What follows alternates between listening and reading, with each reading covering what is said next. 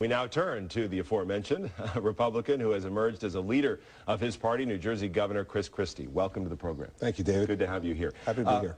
When you talk about the response from the voters on Election Day, something is very curious. We know some of the feelings about the Democrats, about President Obama's policies, but look at this from the exit polls in terms of the opinion of political parties. Republicans didn't fare too well either, 52% unfavorable rating.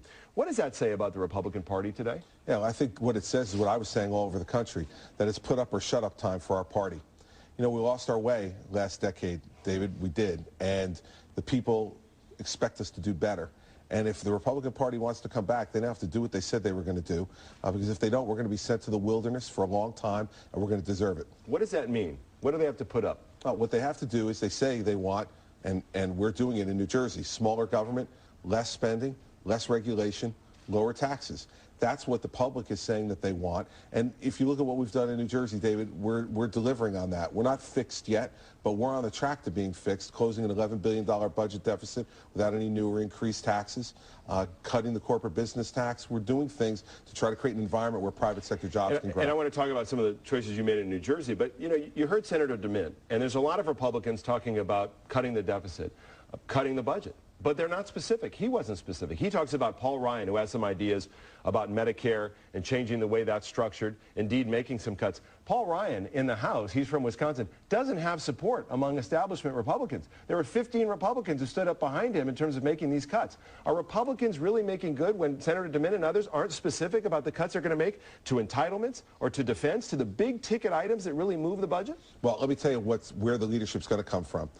You have 11 Republican governors and a Democratic governor, Andrew Cuomo in New York, who have said we can't raise taxes and we have to cut spending in everything. In New Jersey, what we did was we cut spending in every department, a 9% cut in real spending, not projected spending, real spending year over year. Find another state that did that, and we'll go and talk about it. I mean, we made real hard decisions, and I cut some programs that would have liked to have kept, but we're broke.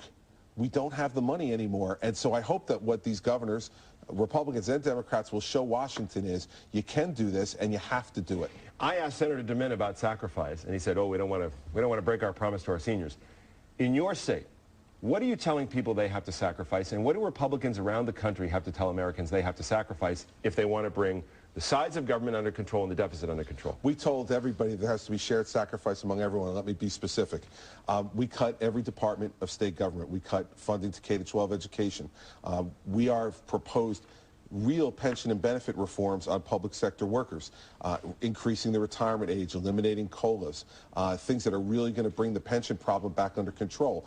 We cut all of this spending in the state, in every state department, David, every state department, from environmental protection to military and veterans affairs, all the way through, had to sustain a cut. Those are the type of things you have to do to show people you really mean shared sacrifice.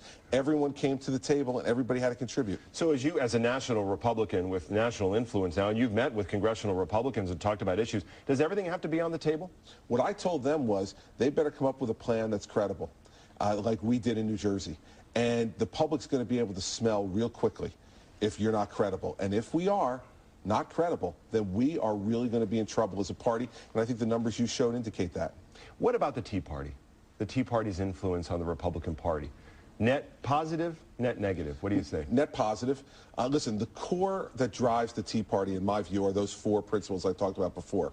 Less spending, smaller government, and less intrusive government, lower regulation, and lower taxes. And when Republicans are at their best, those are our core principles. And so I think that at bottom, it's a positive influence. Now, listen, you're going to have variance around the country. I endorsed Mike Castle in the primary. Right. In Delaware. Yes, because I felt he was the best person. Is that